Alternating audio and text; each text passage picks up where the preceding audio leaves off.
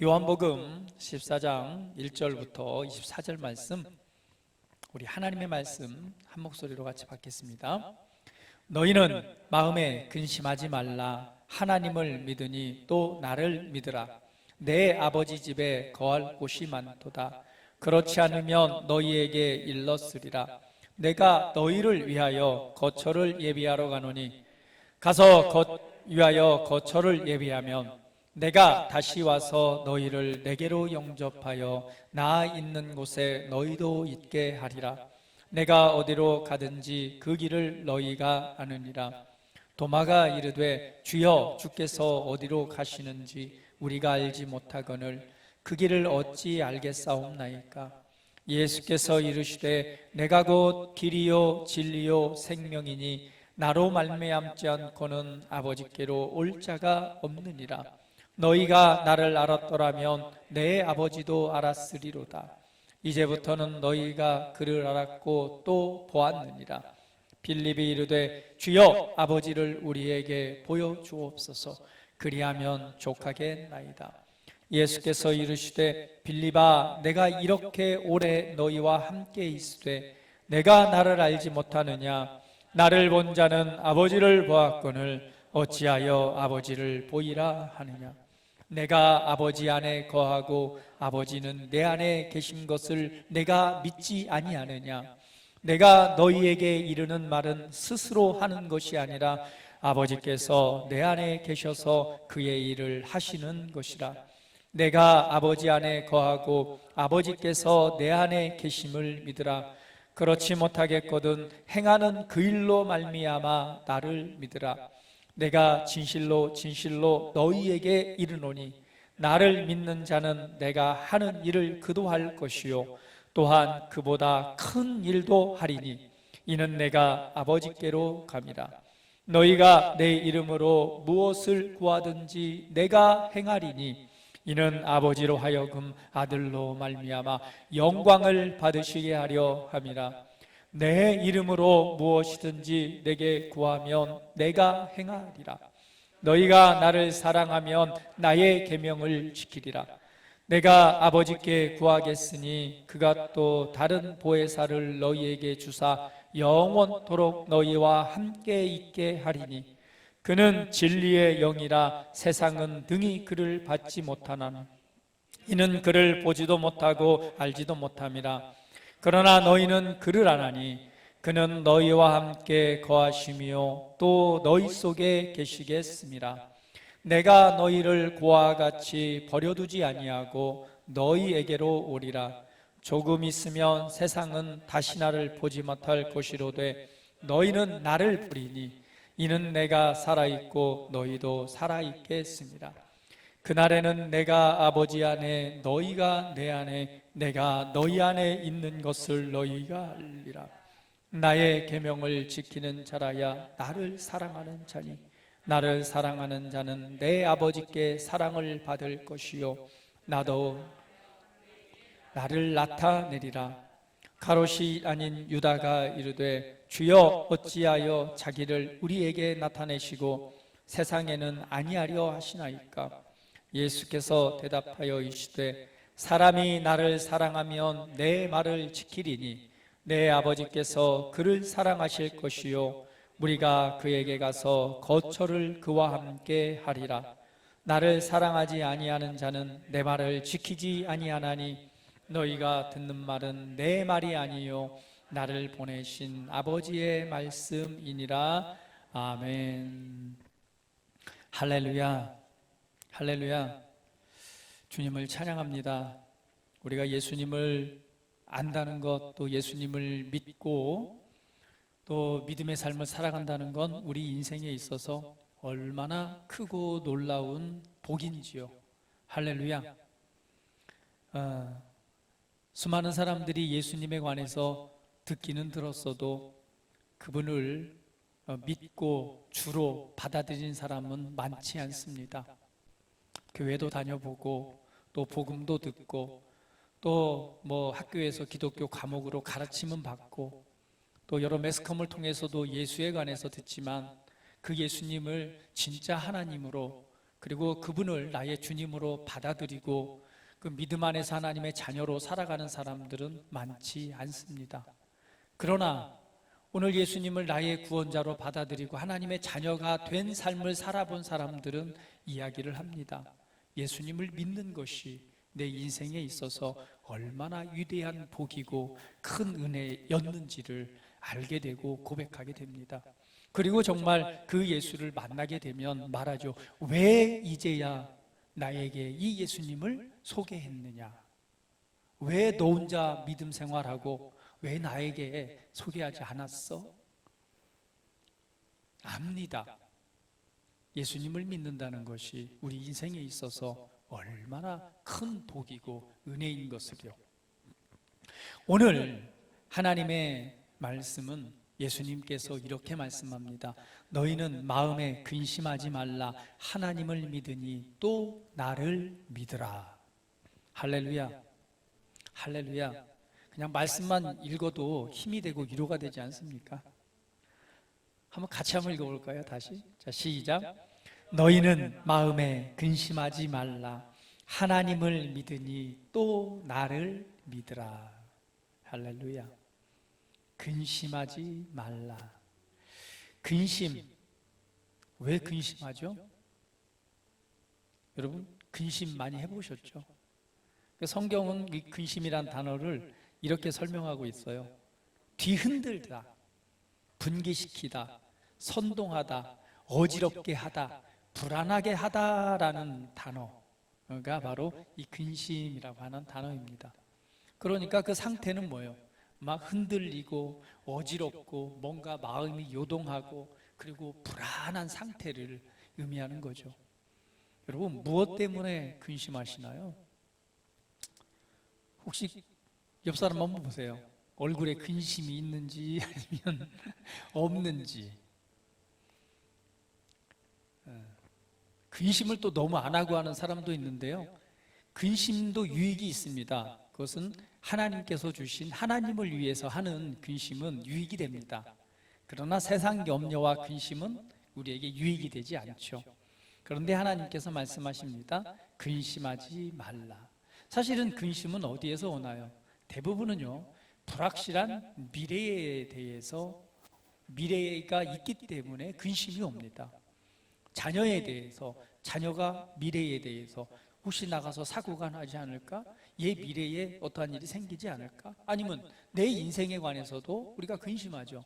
내 인생, 내 앞으로 미래는, 내 노후는, 내 삶은 어떻게 되지? 나 혼자 어떻게 살아가지? 또 이런 어떤 환경이나 어떤 도전들이 왔을 때 그 일로 인해서 발생될 불확실한 미래에 대해서 우리는 이 근심하게 됩니다. 그래서 인생을 살아가다 보면은 정말 많은 근심거리를 가지고 살아가죠. 그리고 더 나아가서는 이 근심이 습관이 된 사람들도 있어요.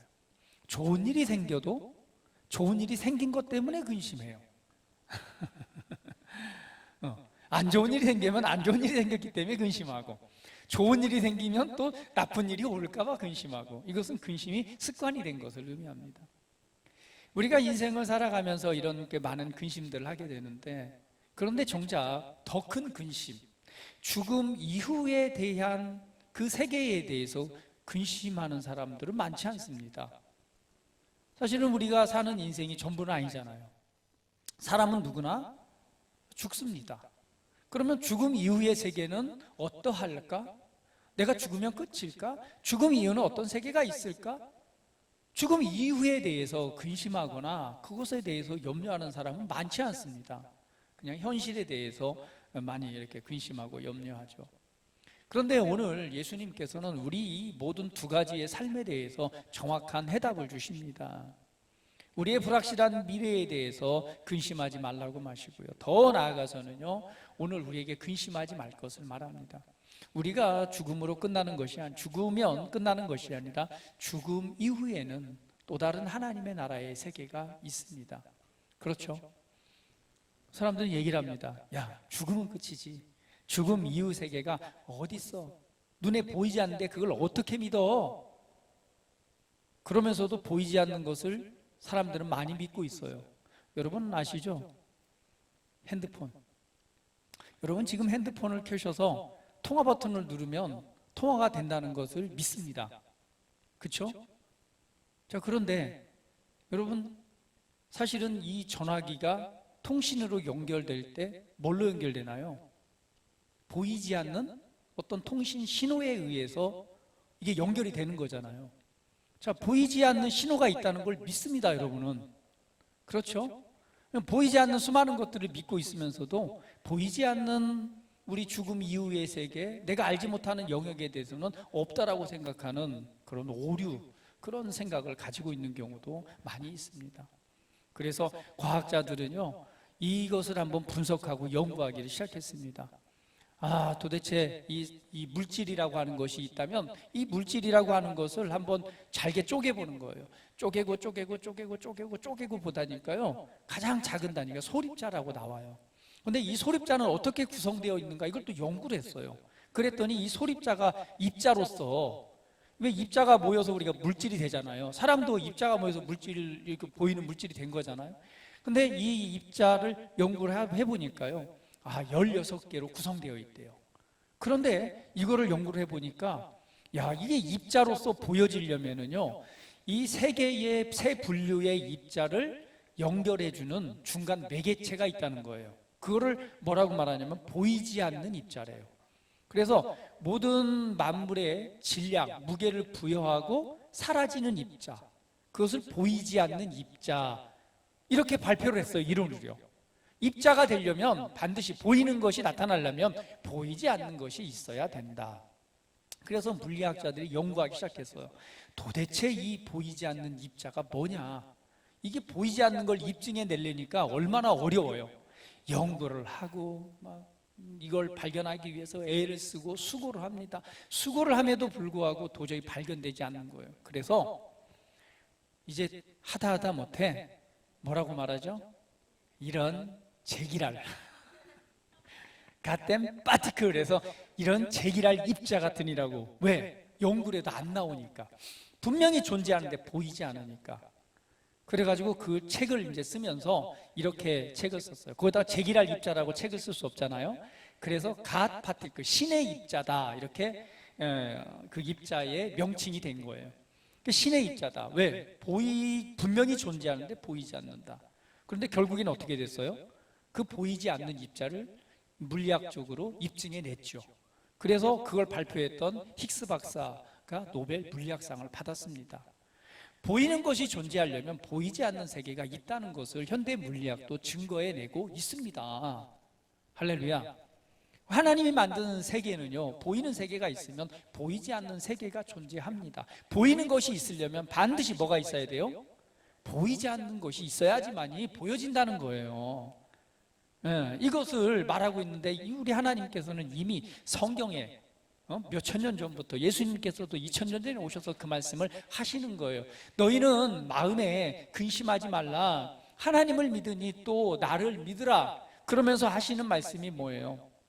2절 말씀에 나의 아버지 집에는 거할 곳이 많도다. 그렇지 않으면 너희에게 일렀으리라. 내가 너희를 위해서 거처 집을 예비하러 가노니 내가 너희를 위해 거처를 예비하면 내가 다시 와서 너희를 내게로 영접하여 나 있는 곳에 있게 하리라. 예수님께서는 말합니다. 제자들에게 나는 아버지께로 왔다. 나는 하늘로부터 왔어. 그러면서 이제 내가 다시금 너희를 떠나서 어디로 가? 아버지의 나라로 갈 거야. 그런데 그곳에 너희가 거할 처소를 준비할 것이고 그 처소가 준비되면 내가 너에게 와서 너희를 영접해서 나 있는 곳에 함께 있게 할 거야. 그러니까 너희는 염려하거나 걱정하지 마. 하나님을 믿어. 그리고 하나님을 믿으니 또 나를 믿어. 염려하지 마. 이런 확신을 주는, 아마 남자들이 있다면 우리 여성분들은 그냥 갈 거예요. 장 목사님이 맞다고 끄덕이시는 것 같아요. 장로님이 많이 확신 안 주시나요? 나를 믿으라. 예수님께서 이렇게 말씀을 하시는 것이죠. 그렇습니다. 걱정하지 마. 내가 너희를 그냥 홀로 내버려 두지 않고 내가 뭐를 하러 가? 아버지 나라에 너희가 머물 처소를 준비하러 갈게. 그 처소가 준비되기만 하면 내가 와서 너희를 다시 데리러 올 거야. 그리고 너희를 영접해서 나 있는 곳에 있게 할 거야 라고 지금 하시는 말씀입니다. 할렐루야, 할렐루야. 우리가 하나님의 자녀가 됐다라고 하는 것은 얼마나 큰 은혜인가요? 죽음 이후에 대한 염려가 없습니다. 죽으면 더 좋아요. 그런데 우리가 죽을 수 없는 이유가 있어요. 왜 그렇죠? 죽으면 주님의 그 예비하신 처소로 가는데 얼마나 좋아요. 세상 근심 염려 없이 가게 되니까 얼마나 좋아요. 그러나 죽을 수 없는 이유가 있어요. 왜 그렇죠? 하나님께서 우리에게 이 땅에서 살아가면서 하라고 하신 소명이라고 하는 일들이 있기 때문에 그렇습니다. 우리는 이 땅에서 하나님의 자녀로서 우리에게 맡겨진 일들을 이 땅에서 은혜 가운데 하다가 우리에게 예비되어진 그 나라로 가는 것이 가장 복된 인생입니다. 우리 옆 사람 보시면서 당신의 인생은 의미와 가치가 있습니다. 할렐루야. 그래서 이스라엘의 그 혼인잔치의 예식을 보게 되면 우리가 그것을 이해할 수 있죠. 이스라엘은 예수님께서는요, 성경대로 이 땅에 오셨고, 성경대로 죽으셨고, 성경대로 부활하셨고, 성경대로 아버지께로 가셨고, 다시금 성경대로 오신다라고 말씀하셨습니다. 이미 성경대로 예언되어진 일들이에요. 이스라엘의 혼인 문화를 봐도 그렇습니다. 이스라엘의 혼인 문화는 우리보다는 조금 다른 형태를 가지고 있죠. 여러분 잘 아시다시피 뭐예요? 신랑이요, 신부를 얻기 위해서 어디에 가나요? 신부의 집에 갑니다. 그리고 그곳에 가서 잔치를 베푸는 거예요. 잔치를 베풀면서요, 그곳에서 신부 앞에 그 신랑이 보여지는 거예요. 잔치를 베풀면서 내가 뭐하러 왔어? 신부를 얻으러 왔어. 그때 신부는요, 그 신랑을 봅니다. 어떤 사람인지, 믿을 만한 사람인지, 정말 내 인생을 맡겨도 될지, 이렇게 보고요, 잔치가 끝난 다음에 신랑이 이제 포도주 잔을 내밀면요, 신부가 오케이, 나는 당신을 믿을게 라고 그 포도주 잔을 받으면 이때 이 정혼, 그러니까 약혼식이 되겠죠. 우리로 말하면 정혼이 이루어집니다. 그러고 나서 신랑은요 말합니다. 이제 내가 아버지 집으로 다시 돌아가서 처소를 준비하러 갈 거야. 처소가 준비되면 내가 와서 당신을 데려갈 거야. 이렇게 약속을 하고 떠나가는 거예요. 그런데 그 기간 한 1년 정도를 잡는데요, 근데 언제 신부를 데리러 올지는 아무도 모릅니다. 오직 그 결정은 누가 하느냐? 신랑의 아버지만 하십니다. 그래서 예수님께서도 말씀하시잖아요. 내가 다시 오겠다. 그러나 그 시기와 때는 오직 아버지만이 아신다. 이게 이스라엘에 있는 혼인 역사하고 같이 매칭이 되는 거죠. 그래서 1년 동안 신부는 이제는 신부 단장을 하고 신랑을 맞이할 준비를 하는 거고요. 신랑은 처소를 준비하러 가서 처소가 준비되면 그때 비로소 이제 아버지가 가자 하면은요, 가마를 들고 이 신부 집에 오는 거예요. 그거를 혼인 잔치라고 말합니다. 그때 와서 신부를 어디에 태우고요? 가마에 태워서 들어 올리죠. 이거를 이제 우리가 성경에서 보면 휴거, 들어 올리다라고 말하는 거예요. 주님이 다시 오실 때 이 땅에서 우리 주님을 맞이하는 이들은 뭐예요? 가마에 들리듯이 올려진다라고 말씀하고 있잖아요. 그것이 오늘 예수님께서 보여주신 또 이스라엘의 결혼 예식을 통해서 전통적으로 지금까지 내려오고 있는 전통입니다. 그래서 오늘 예수님이 말씀하시는 거예요. 근심하지 말라. 내가 처소를 예비하러 가노니 그 처소가 예비되면 내가 다시 오겠다. 할렐루야. 우리 옆 사람에게 나에게는 영원한 아버지 집이 있습니다. 오늘 정성 입사님이 자기는 이제 40평 집에 살아야 된다고 말씀을 하시더라고요. 최소 40평 집에 살 거라고. 그 집보다 더 좋은 아버지의 집이 있습니다. 그래서 우리는 염려하지 않습니다. 근심하지 않습니다. 그러면서 말씀하는 거죠. 가서 너희를 위하여 거처를 예비하면 내가 다시 와서 너희를 내게로 영접하여 나 있는 곳에 너희도 있게 하리라. 내가 어디로 가는지 그 길을 너희가 아느니라. 그랬더니 도마가 말합니다. 주여, 주께서 어디로 가시는지 우리가 알지 못하거늘 그 길을 어찌 우리가 알겠습니까? 그럴 때 예수님께서 이렇게 말씀합니다. 내가 곧 길이요 진리요 생명이니 나로 말미암지 않고는 아버지께로 올 자가 없느니라. 내가 곧 길이 되고 내가 곧 진리고 내가 곧 생명이다. 나로 말미암지 않고는 아버지께로 올 자가 없느니라. 우리 인생에 대한 정확한 해답을 주시는, 이렇게 명쾌한 답을 주시는, 이러한 확신 가운데 답을 주시는, 이 우리 인류 역사 가운데 이렇게 확신 가운데 이 정확한 해답을 주신 수많은 이 성인들이 있었지만, 수많은 위대한 인물들이 있었지만, 이런 확신을 주신 분은 오직 예수님밖에 없습니다. 우리가 4대 성인이라고 하면 여러분 잘 아시잖아요. 누구죠? 네? 석가모니, 또 공자, 또요 맹자요? 마오쩌둥이요? 소크라테스, 그리고 마지막으로 예수님. 인류 역사상 존재했던 인물 중에 인류 역사에 가장 선한 영향력을 맺힌 인물, 4대 성인으로 뽑잖아요. 가장 인류 역사 가운데 존재했던 실제적 인물 중에 가장 선한 영향력을 행사한 이 실존 인물 4명을 뽑자면 바로 이 4대 성인들입니다.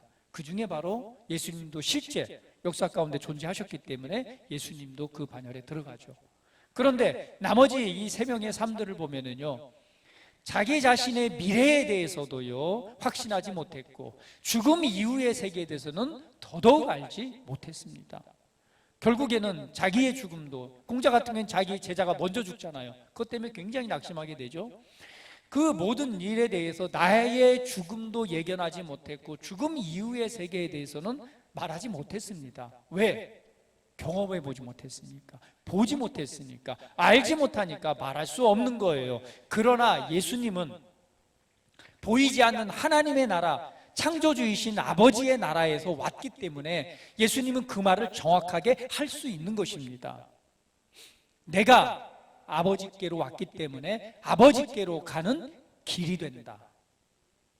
다른 것이 진리가 아니다. 다른 건 다 사라지고 소멸되지만 나는 변하지 않아. 나는 그래서 진리야. 그리고 생명.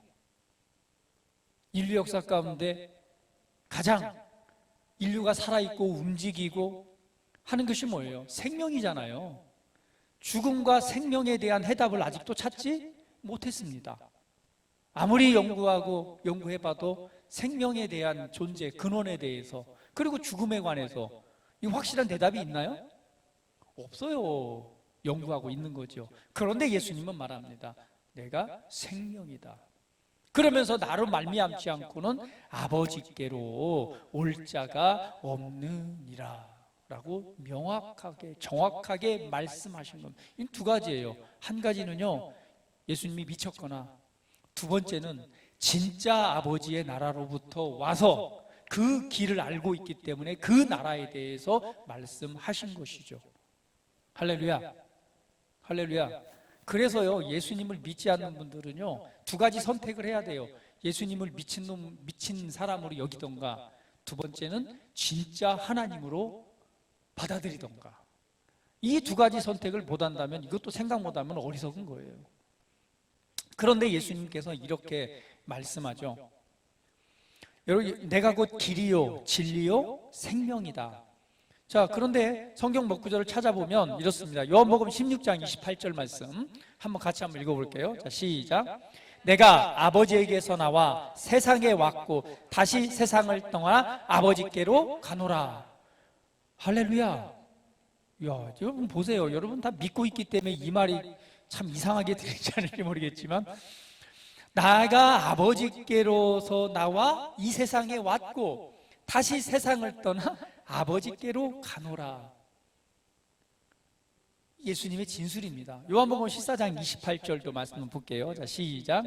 내가 갔다가 너희에게로 온다 하는 말을 너희가 들었나니 나를 사랑하였더라면 내가 아버지께로 감을 기뻐하였으리라. 아버지는 나보다 크심이라 라고 하시면서 내가 아버지께로 간다는 것을 너희가 기뻐하라 라고 말합니다. 할렐루야. 그렇습니다. 예수님께서는요, 아버지의 나라로부터 이 세상에 왔기 때문에 아버지께로 가는 유일한 길이 되시는 거예요. 아버지께로부터 이 세상에 온 사람은, 직접 온 사람은 아무도 없어요. 예수님밖에 없습니다. 그래서 예수님께서는 우리에게 그 가는 길이 되시는 거예요. 다른 길 찾지 마세요.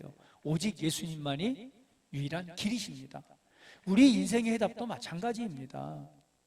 수많은 사람들이 인생의 답을 찾고자 원하고 내가 살아야 될 이유와 목적이 무엇인가를 갈망합니다. 우리 청년들은 이제 삶을 시작하면서 수많은 꿈을 꿀 거예요. 도전도 할 겁니다. 직장생활도 하고 사업에 대한 꿈을 꾸고 내 미래에 어떤 일을 할 것이다, 이런 계획도 할 거예요. 그러나 예수님이 유일한 길이십니다. 예수님을 의지하고 예수님을 만나고 그 길을 따라 걸어간다면 그분이 준비하신 더 좋은 삶과 더 좋은 길을 걷게 될 것입니다. 저도요, 예수님을 알기 전에는요, 나름 내 인생에 별로 성공을 그렇게 바라지도 않았지만은 나름 그런 삶을 꿈꾸면서 살았어요. 그러나 예수님을 만나고 나니 진짜 내가 걸어가야 될 길을 발견하게 된 것입니다.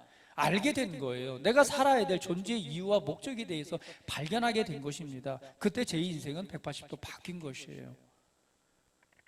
오늘 우리는, 예수님께서는 우리 삶에 있어서 길이 되십니다. 그분은 저와 여러분을 그리스도 안에서 새로운 창조물로 지으셨습니다. 하나님의 작품으로 만드셨습니다. 그리고는 우리 인생을 향한 하나님의 놀라운 계획을 세우셨고 그 계획을 준비하고 계신다라고 말씀하고 있습니다. 미리 앞서서 준비하신다라고 말씀하셨어요.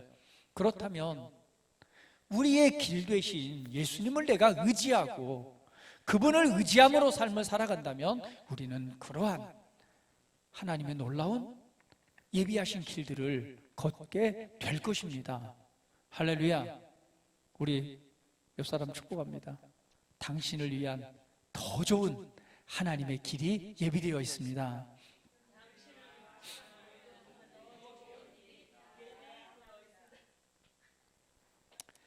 세상 사람들이 말합니다. 성공하기 위해서는요, 세 가지를 알아야 된대요. 성공하는 사람들의 특징이 있대요. 우리 청년들 잘 들어요. 성공하는 사람들은요, 반드시 성공을 하게 되는데 성공할 수밖에 없는 이유 세 가지를 말합니다. 첫 번째는 뭐냐면 판단이 빠르대요. 판단이 빠르고 빠르게 실행한답니다. 그런데요, 어떤 과업이나 아니면 세상을 분별하고 판단할 때 어떤 일이 이걸 해야 된다라고 하면 어떤 사람은요, 빨리 추진하는 사람이 있고요, 될까 아닐까 주춤하고 멈추고 생각하다가 결국 못하는 사람이 있어요. 그러고 나서 딱 후회하면, 하하이 그때 했어야 되는데, 그때 이렇게 했어야 되는데. 그런데 성공하는 사람은요, 판단이 빠르고 실행이 빠르답니다. 그런데요, 두 번째, 그러다 보니까 뭐가 할 수 있어요? 실패가 있을 확률이 있습니다. 그런데 그거를 실패라고 말하지 않고 실수라고 말합니다. 실수라고 생각을 하는 거예요. 실패했다고 생각을 하지 않는 거예요. 왜? 하다 보면 뭐 할 수 있으니까.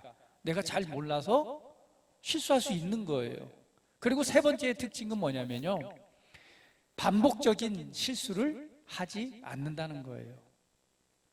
실패라고 생각하면 좌절하지만, 내가 실수했네 라고 하면 뭐 할 수 있어요? 나는 다시는 이 실수를 반복하지 않고 더 좋은 선택을 할 거야. 이게 성공하는 사람들의 세 가지 특징이라고 말합니다. 할렐루야. 그런데 그보다 더 좋은 성공하고 승리하는 길을 보여주시는데 바로 예수님께서 우리 인생과 삶의 길이 되십니다. 할렐루야. 할렐루야. 그래서 나의 주 되시는 주님을 의지하시고 나에게 지혜를 주시고 내 인생을 예비하시면서 이끌어 가시는 그 하나님의 은혜를 의지함으로 믿음의 삶을 살아가시기를 주님의 이름으로 축복을 드립니다. 왜? 때로는 실수할 수 있고요, 때로는 안 좋은 상황이 있을 수 있지만 우리는 어떻게 말할 수 있어요? 하나님께서 나를 향한 더 좋은 계획이 있어. 할렐루야. 나를 도와주시는 하나님의 은혜와 지혜가 있어. 이것이 우리에게 주신 하나님의 은혜입니다. 오늘 주님은 우리의 길과 진리와 생명이 되십니다. 그러면서 말씀하기를 또 이렇게 말씀하고 있죠. 내가 곧 길이요 진리요 생명이다 라고 말씀하시는데, 사도행전 2장 36절 말씀 봅니다. 같이 한번 읽어볼게요. 시작. 그런즉 이스라엘 온 집은 확실히 알지니 너희가 십자가에 못 박은 이 예수를 하나님이 주와 그리스도가 되게 하셨느니라 하니라. 아멘.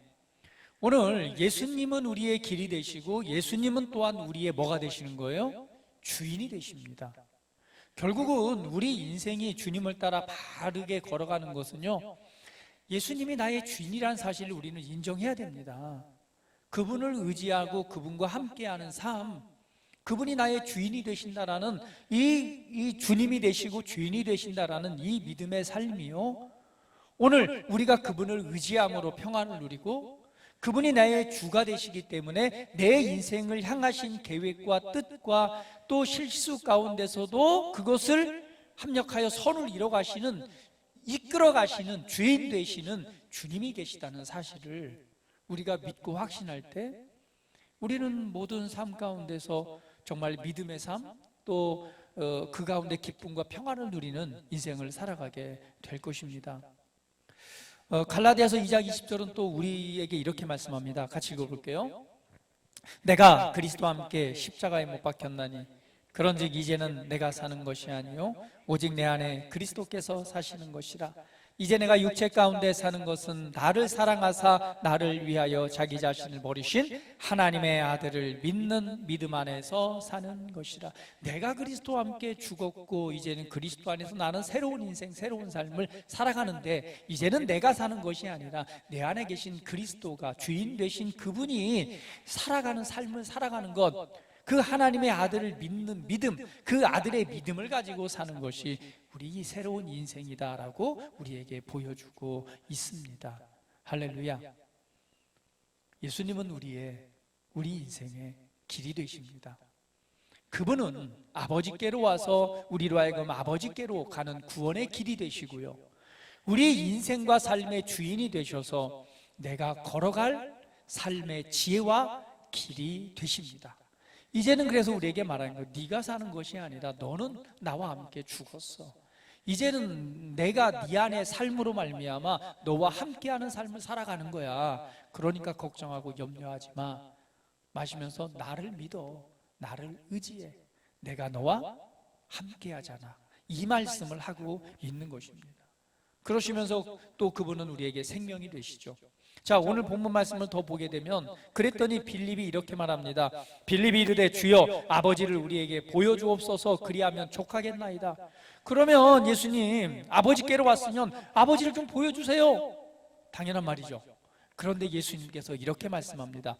빌립아, 네가 이렇게 오래 내가 이렇게 너희와 오래 함께 있으되 너가 나를 알지 못하느냐?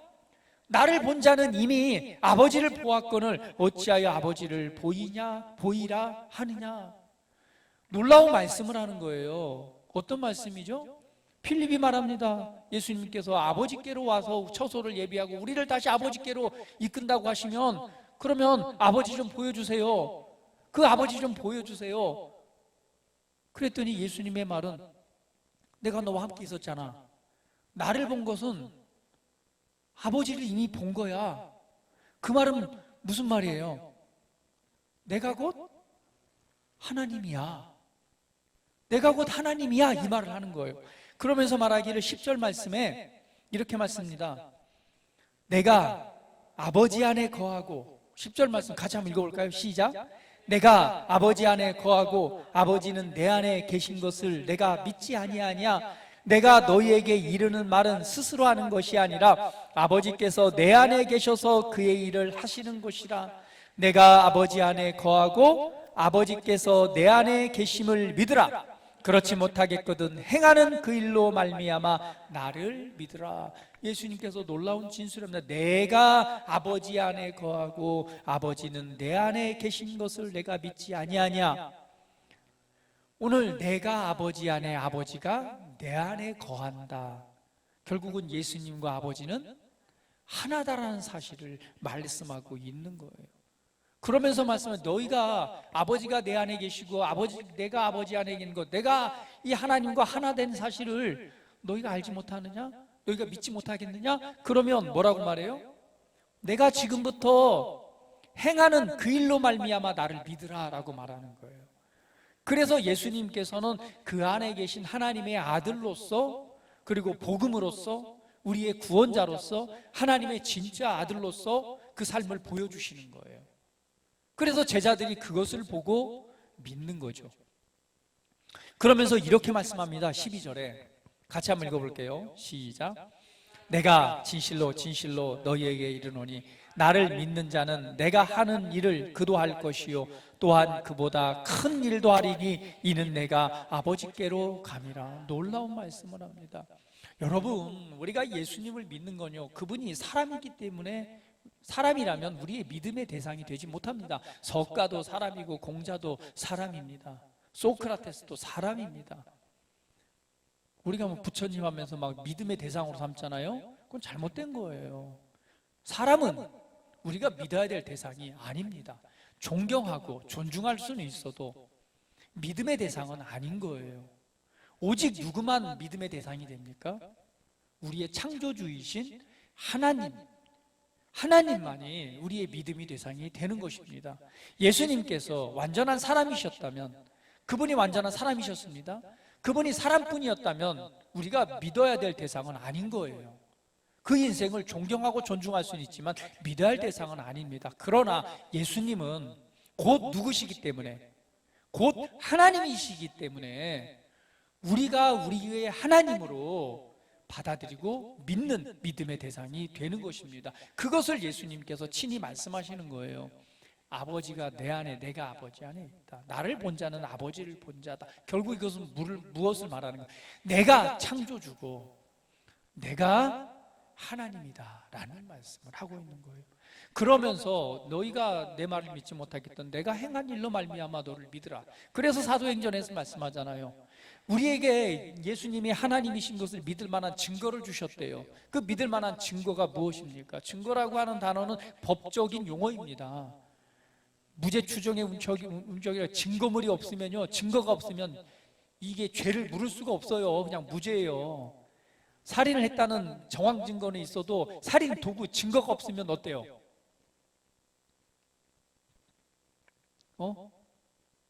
처벌해요, 못해요? 못합니다. 증거가 중요한 거예요. 그래서 우리에게 예수님께서 하나님의 아들이심을 믿을 만한 증거를 내가 너에게 줄게. 믿을 만한 증거 줄게. 그 증거가 뭐예요? 뭐예요? 뭐라고요? 정선 이사님 뭐라고요? 뭐라고 그랬어요 방금? 사옥령님이다. 뭐라고요 공이사님? 보혜사다. 역시 부부는 일심동체예요. 믿을 만한 증거를 줬는데 그것이 바로 부활입니다. 부활. 죽은 자가, 그것도 완벽하게 육체가 찔려지고 심장이 찔려져서, 그죠? 십자가에 못 박혀서 고난을 받고 물과 피를 다 쏟으시고 그리고 창으로 옆구리를 찔러서 심장과 폐를 관통하잖아요. 그러면 뭐예요? 완전히 죽은 상태잖아요. 그 죽은 자가 뭐 했어요? 부활, 다시 살아난 것. 이것이 그분이 하나님이란 사실을 믿을 수 있는 증거다라고 말하는 거예요.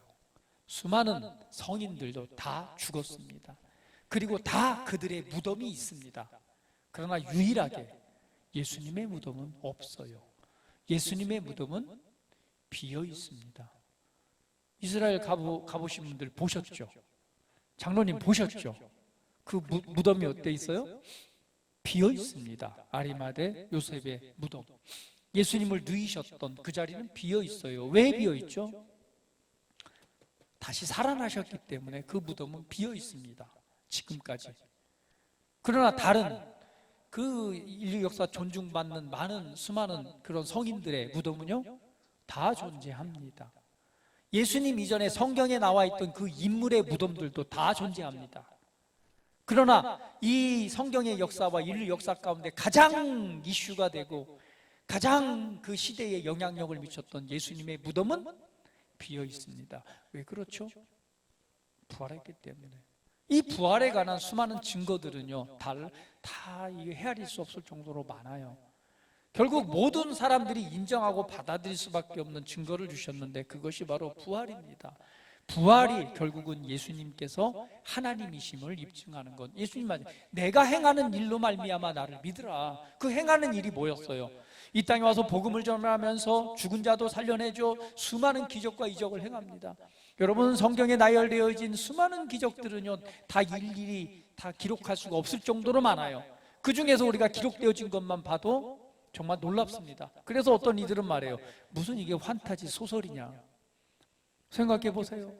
어린아이의 도시락, 오병, 2억, 떡 5개와 물고기 2마리를 가지고 예수님께서 그 모여있는 5,000명이 넘는 수많은 군중을 향해서 축사하시고 나눠주라 했더니 뭐 했어요? 거기에 모인 모든 무리들이 다 배불리 먹고도 남았어요. 이 기적을 뭘로 설명할 거예요? 나사로는 죽은 지 3일이나 됐습니다. 썩어서 냄새가 나는데요, 예수님께서 말씀하십니다. 나는 부활이요 생명이다. 나를 믿는 자는 죽어도 살겠고 살아서 믿는 자는 영원히 죽지 아니하리라라고 말씀하면서 나사로야 일어나라 하시니 나사로가 붕대를 감고 무덤에서 나옵니다. 풀어놓아 다니게 하라. 죽어가는 과부의 딸을, 슬퍼하는 과부를 보면서 그 과부의 딸을 살리기도 합니다. 그 과부의 그 아들 청년을 살리기도 합니다. 때로는 물 위를 걷기도 하시고요, 때로는 바람과 바다를 잔잔케 하시기도 합니다. 더 큰 기적은 뭐냐면 예수님께서 말씀하십니다. 나는 섬김을 받으러 온 것이 아니고 도리어 많은 사람들을 섬기기 위해 왔다. 그 섬김은 바로 많은 사람들을 위해서 나의 생명, 나의 목숨을 주는 것이다. 그러나 나는 죽을 것이지만 죽은 다음에 3일 만에 나는 다시 살아날 것이다 라고 제자들에게 그 비밀을 말씀해 주시는 거예요. 예수님은 자신의 미래에 대해서 정확히 아셨고 그분은 자신이 누구인지를 아셨기 때문에 어떠한 죽음을 맞을 것과 그리고 그 이후에 3일 만에 성경대로 살아날 것을 미리 예언하시고 말씀하신 거예요. 그런데 그 말이 이루어지지 않았다면 그거는 거짓말쟁이겠죠. 그러나 성경의 역사와 이 인류의 역사를 다 되짚어 보면 예수님은 말씀하신 대로 죽은 다음에 3일 만에 다시 살아나셨습니다. 그리고 40일 동안 제자들에게 쫙 보이시면서 그 이후에 수많은 군중들이 보는 앞에서 사도행전에 보면 하늘로 다시 올라가십니다. 그러시면서 말씀하시기를 내가 다시 오겠다라고 약속하시면서 하늘로 구름 위에 갈려져서 올라가시는 거예요. 그래서 제자들이 그걸 바라보고 있으니 천사가 말합니다. 야, 너 뭘 쳐다보고 있느냐? 그분은 이렇게 올라가신 대로 다시 오실 것이다. 그때부터 바로 예수님은 하나님이다라는 사실, 예수님은 우리의 구원자요 생명이요, 그분은 이 땅에 인류 가운데 오신 진짜 하나님의 아들이요 하나님이라는 사실을 그때부터 제자들이 증거하기 시작하는 것, 이것이 바로 복음입니다.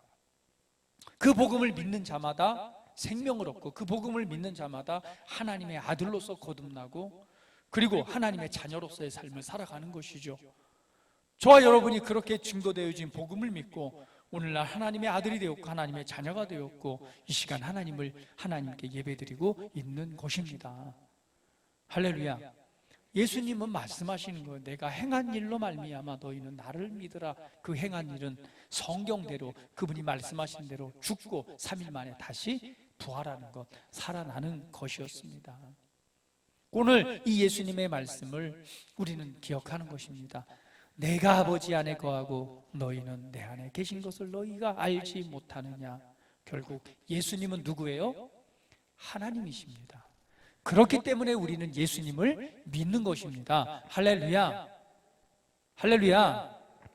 오직 예수 외에는 우리가 믿어야 될 믿음에, 우리가 믿음을 갖고 믿어야 될 대상은 예수님 외에는 없습니다.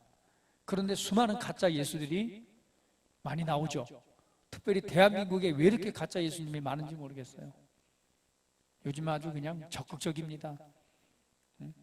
예수 얘기를 하면서 결국은 누굴 믿으라는 거예요? 결국에는 문선명이도 죽었고 안산홍이도 죽었고 조만간에 이만희도 죽을 것입니다. 정명석이도 죽을 거예요. 그런데 자기를 믿으래요. 말도 안 되는 소리에 현혹되면 안 됩니다. 오직 예수님만이 하나님이시고 우리가 믿어야 될 믿음의 주인이십니다. 할렐루야. 그걸 지금 예수님이 말씀하시는 거예요. 그러면서 말하기를 예수님께서 말씀하시는 약속은 우리에게 힘이 됩니다. 내가 진실로 진실로 너희를 이르노니 나를 믿는 자는 내가 하는 일을 그도 할 것이요 또한 그보다 큰 일도 하리니 내가 아버지께로 감이라. 내가 아버지께로 가는데 이제는 남아있는 너희들이 내가 하는 일을 할 거고 나보다 더 큰 일도 할 것이다 라고 말하는 거예요. 우리 옆 사람 보십니다. 옆 사람 보세요. 옆 사람 보세요. 이야, 이거 놀랍지 않습니까? 예수님과 같은 일을 하고요 예수님보다 더 큰 일을 한대요. 와, 당신의 인생을 기대합니다라고 한번 축복합니다. 할렐루야. 우리 그리스도인은요 보통 사람이 아니에요. 할렐루야. 다시 한번, 당신은 보통 사람이 아닙니다. 아, 정말 특별하시네요. 그러므로 여러분 믿음을 갖고 담대하십시오. 담대하십시오. 지극히 강하고 담대하십시오. 예수님의 삶을 우리는 본받아 가야 됩니다. 예수님께서 그렇게 말씀했으면 나도 그렇게 말할 수 있는 거예요. 왜? 예수님 분명히 말씀하잖아요. 야, 내가 행한 일을 너희도 할 거야. 근데 나보다 더 큰 일도 할 거야. 그러시면서 또 약속하십니다. 이렇게 말씀하죠. 13절 14절 놀랍지 않습니까? 같이 한번 읽어봐야 돼요. 자, 이 예수님의 말씀을 그대로 좀 봤습니다. 시작. 너희가 내 이름으로 무엇을 구하든지 내가 행하리니 이는 아버지로 하여금 아들로 말미암아 영광을 받으시게 하려 함이라. 내 이름으로 무엇이든지 내가 구하면 내가 행하리니 행하리라. 할렐루야. 힘이 되지 않습니까? 야. 네가 내 이름으로 무엇이든지 구하면 내가 뭐 하겠다? 내가 행하겠다. 그것은 내 아들 바로 이 예수의 이름을 통해서 하나님께서 아버지께서 영광을 받으시게 하기 위해서 내가 행하겠다. 그러면서 말씀하기를 내 이름으로 무엇이든지 내게 구하면 내가 행하리라. 약속 놀랍지 않습니까? 너무 예수님이 이렇게 말씀하셨는데 이 약속의 말씀을 굳건히 붙잡으십시오. 이 시간. 할렐루야. 그리고 무엇을 예수 이름으로 구할 때는 꼭 이 말씀을 적용해서 구하세요. 주님 이렇게 말씀하셨죠. 이 시간 내가 예수 이름으로 구합니다. 이렇게. 할렐루야. 그래서 우리가 예수 이름 안에서 예수 이름을 가지고 구하는 거예요. 증상아 예수 이름으로 멈출지어다. 질병아 떠나갈지어다. 누가? 예수님께서 뭐 한다고 그랬으니까? 행하신다고 그랬잖아요. 그러면 언제요? 될 때까지 하는 것이죠. 믿음을 가지고 하는 것입니다. 이러한 놀라운 약속을 주시면서 또 우리에게 이 응답이라고 하는 놀라운 말씀을 주시면서 한 가지 더 말씀을 하시는 거예요. 자, 16절 말씀 한번 읽어볼게요. 시작. 내가 아버지께 구하겠으니 그가 또 다른 보혜사를 너희에게 주사 영원토록 너희와 함께 있게 하리니 그는 진리의 영이라. 세상은 능히 그를 받지 못하나니 이는 그를 보지도 못하고 알지도 못함이라. 그러나 너희는 그를 아나니 그는 너희와 함께 거하심이요 또 너희 속에 계시겠음이라. 내가 너희를 고와 같이 버려두지 아니하고 너희에게로 오리라. 아멘. 그러시면서 예수님이 하시는 말씀이 내가 너에게 보혜사를 뭐 하겠다? 보내는데 너희와 영원토록 함께 있을 것이다. 여러분, 이 성경 예수님이 하신 말씀 놀라운 구조들 한번 보세요. 정말 놀랍습니다. 너희는 마음에 근심하지 마. 내가 너희가 거할 집을 예비할 테니까 걱정하지 마. 그러면서 말해 나는 하나님이야. 그러면서 나는 하나님이야. 너희가 내 이름으로 나보다 더 큰 일도 할 거야. 더 나아가서 내 이름으로 구하면 내가 행할 테니까 염려하지 마. 무엇인지 구해봐. 내가 행할게. 그러면서 말씀하기를 또 말씀하는 거예요. 내가 보혜사를 아버지께로 가지만 내가 너희에게 보혜사를 보낼게. 보혜사가 뭐예요? 에? 파라클레이토스. 보혜사에는 한 7가지 의미가 있습니다. 우리를 돕는, 도와주시는 분, 우리를 변호해 주시는 변호자, 우리를 위해서 중보하시는 분, 우리에게 힘 주시는 분. 할렐루야. 우리를 가르치시고 우리에게 하나님의 말씀을 생각나게 해주시고 우리를 진리 가운데로 인도해 주시고 장래일을 보여주시고 보혜사, 또 다른 예수님을 보내시겠다는 것이죠. 얼마나 놀라운 은혜입니까? 그러면서 말하기를 걱정하지 말라는 거예요. 걱정하지 마. 너 혼자 아니야. 내가 떠나가지만 보혜사 하나님의 영을 내가 너희 가운데 보내서 너희와 영원토록 함께 있게 할게. 이것이 바로 우리에게 이루어진 은혜입니다. 이 약속 그대로 성령님이 오셨어요, 안 오셨어요? 그렇죠. 예수님이 부활하신 이후에 예루살렘에 모여 기도할 때 하늘로부터 불의 같이 갈라지는 성령님의 임재하심의 역사가 있었습니다. 오늘 그 성령님의 임재하심이 바로 저와 여러분이 예수님을 믿고 영접할 때 바로 성령님이 우리 안에 영원토록 거하시면서 우리로 하여금 우리 안에서 우리에게 힘도 주고요, 우리로 하여금 진리, 은혜를 깨닫게 하시고요, 우리로 하여금 하나님의 마음이 무엇인지, 성령의 소욕이 무엇인지 우리 안에서 일하시는 그분의 마음과 감동을 통해서 우리 걸음을 인도하시는 거예요. 여러분이 이 시간 예배당에 와서 예배를 드리는 것도 여러분 안에 역사하시는 성령님의 이끄심의 은혜가 있었기 때문에 이렇게 예배를 드리는 것입니다. 하나님의 은혜를 깨닫고 앓고 하는 것도 그분이 내 안에 계시기 때문에 그런 은혜가 있는 거예요. 할렐루야. 이것이 하나님께서, 예수님께서 우리에게 너희는 걱정하고 근심하지 말라라고 하시는 말씀의 이유입니다. 제발 근심하지 마, 염려하지 마. 내가 하나님이야. 너는 일들이 있으면 나보다 더 큰 일도 할 수 있는 능력이 네 안에 있으니까 내 이름으로 구해. 그러면 내가 행할게. 그리고 너를 혼자 내버려두지 않고 내가 보혜사를 보낼게. 너를 도와주는 나의 영을 보낼게. 내가 너와 함께 있을 거야, 이 말이에요. 내가 아버지께로 가지만 사실은 너와 함께 있어. 어디에? 네 안에, 너 안에 너와 함께 있어. 이렇게 말씀하시는 것이 오늘 예수님의 진술이고 고백입니다. 할렐루야. 얼마나 놀라운 은혜인가요? 그러면서 말하기를 19절 말씀 봅니다. 조금 있으면 세상은 다시 나를 보지 못할 것이로되 너희는 나를 보리니 이는 내가 살아있고 너희도 살아있겠습니다.